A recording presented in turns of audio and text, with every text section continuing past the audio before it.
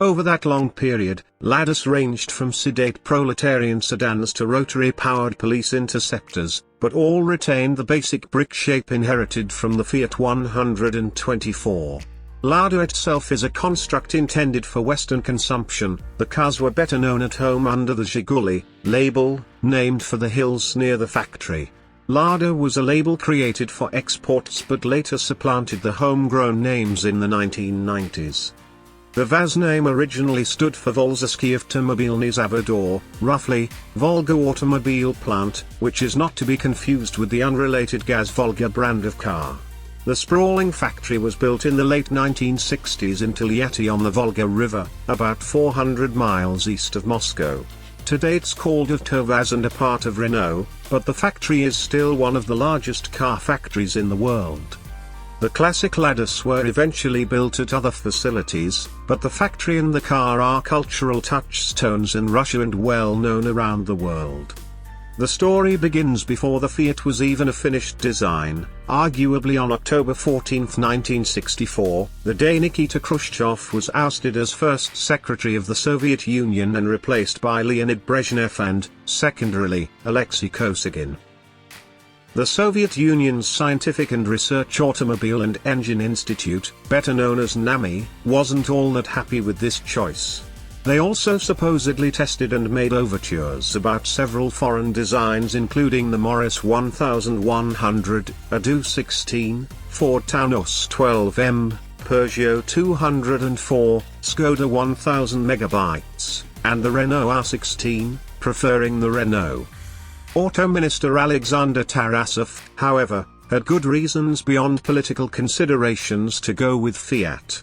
The Italian giant already had license partners in many countries that it had trained to make its cars at a huge scale, such as Seat in Spain and Zastava in Yugoslavia. The Italians would soon have a connection in Poland via FSO. The first preliminary agreement for technology and knowledge sharing was signed by Tasarov and longtime Fiat president Vittorio Valletta in the summer of 1965. The following summer, Viktor Polyakov was appointed Director General of the new factory and Vladimir Solovyov the Technical Director for the car project. Groundbreaking began in Toliati in January of 1967. Fiat 124 to VAZ 2101.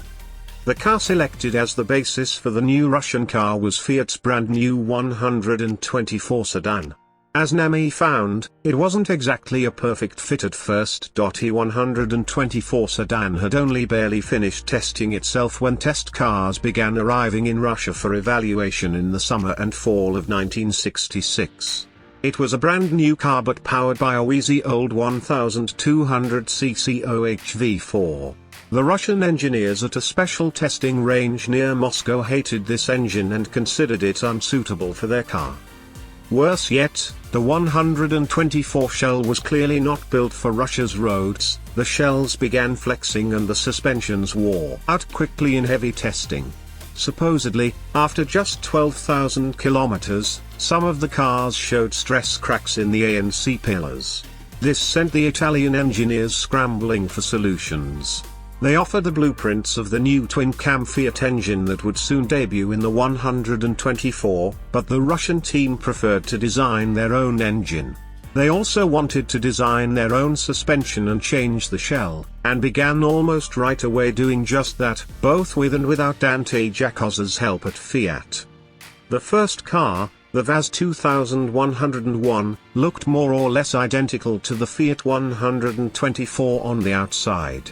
That leads some people to believe they're the same, and broadly, they are, but underneath, Solovyov's team made significant changes. The VAZ used a completely different engine, developed at home in Russia. This 1198cc single overhead cam unit was all new and arguably better than Fiat's sold OHV unit. It also had a lot of room for future expansion, eventually hitting 1.7 liters. The shell was greatly reinforced, up to 10% thicker in certain places. The rear disc brakes on the Fiat, an advanced feature for a family car in 1966, were binned in favor of rear drums which were simpler and whose internal pieces did not get muddy. The suspension was raised, made of much thicker metal, and given beefier bushings to cope with Russian roads. There were also provisions for a crankstart and a manual fuel pump for use in places like Siberia. Although it was a Fiat 124 fundamentally, the first Zhiguli was very much tailored for Russia's varied conditions, and the engineers did a good job of setting up a durable product. The factory, meanwhile, was built to enormous dimensions.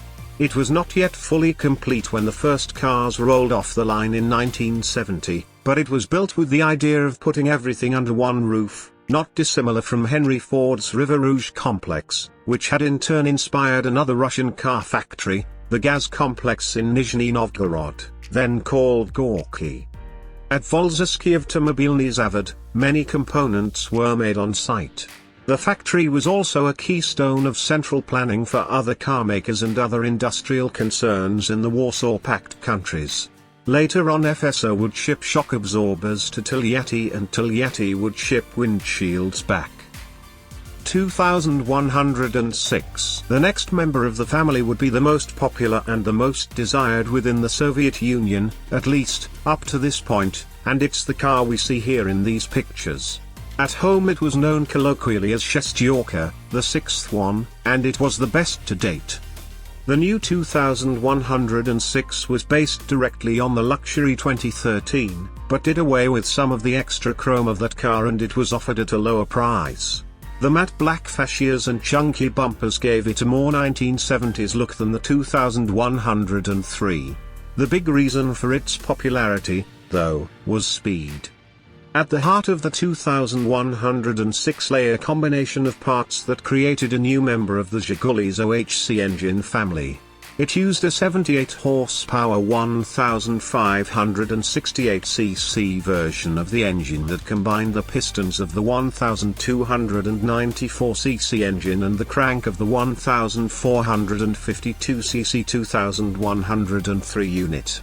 Although the car was still only good for about 93 to 95 miles per hour, the 2016 was an express train compared to the previous Zhigulis. Like them, it was generally mated to a 4-speeder, though in time it got an automatic.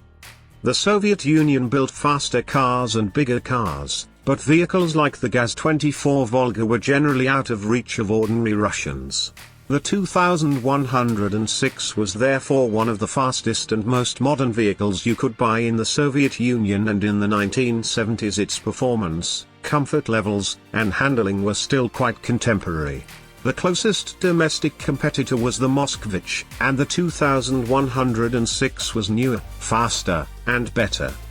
The Fiat 124 was a good platform to start with, and any jokes about the Lada being dated should be tempered by the knowledge that American enthusiasts were still buying 124 Spiders as late as 1985. The 2016 debuted just before Christmas of 1975 and was instantly popular. A waiting list soon followed. Though it's strange to think of a Lada as a prestige choice, the 2106 was exactly that in the Soviet sphere. It was an enormously popular and aspirational car, and it lasted in production a very long time, into 1993, in fact. Around the time of the 2106's debut, Polyakov retired after a decade of presiding over the factory and its cars. His replacement was Anatoly Zhikov, who had helped shepherd the 2106 development and also worked to improve conditions in the town outside of the factory. In the rush to get cars out of the door, many worker amenities had been overlooked. Zhikov was well liked for his efforts, and presided over the company until 1988. It was during the time of the 2106 that the Soviet economy began to stagnate in Brezhnev's later years, in part thanks to increased military spending, less emphasis on developing consumer industries, and a growing reliance on oil exports to keep economic numbers up. By this time, however, VAZ was working on a car to supplement the existing Zhiguli range and thinking of phasing out the original 2101. In the early 1970s, the VAZ team and Fiat's engineers had worked on a companion car for the 2101, a front driver to be based on the Fiat 127. This prototype, nicknamed Cheburashka for the popular, monkey-like Russian children's TV character, never got past the prototype's stages. In 1976, another experimental front driver was made, the Lada. Again, nothing came of it. But in 1978, some of the work was dusted off and work began on a new front drive car that would once again be at class parity with new Western cars. This new front drive car was specifically intended for export, and eventually became the very different VAZ2106, best known to Westerners as the Lada Samara. When it debuted in 1984, the new car was not so dissimilar from Western small cars like British Leyland's Metro or Citroen's VAZ. Plans for wide export had to wait a bit, and plans in general seemed to freeze around this time as Russia's economy deteriorated. Vast sums had been spent on the Afghan invasion and the subsequent military build-up instigated by the Reagan administration, and when oil prices collapsed in 1985, the Soviet economy went into a tailspin. Widespread export of the Samara did not begin until 1988-89, and planned phase-outs of the old rear-drive cars were also delayed. The original 2106 remained in production until the spring of 1984, but versions of it continued into the 1990s. A host of facelifted rear drives Higulis sprouting diesel engines and rotary engines appeared in the 1980s, and the cars were still in strong demand at home. They were also still popular in some export markets, now that much more important because petrodollars were in short supply. In the late 1980s, 20,000 Ladas a year were being sold in the United Kingdom and a smaller number in Canada. By the end of the 1980s, the Zhiguli was off the pace in these markets, but a low price still meant interest into the mid-1990s. Many changes came with the dissolution of the Soviet Union, but the cars continued rolling off the line for another 20-plus years. No Ladas were ever officially sold in the United States, but enthusiasts began bringing them in from Canada in the 1990s and early 2000s, and large expat communities have also seen enthusiasts bring them in from back home in larger numbers in the past decade.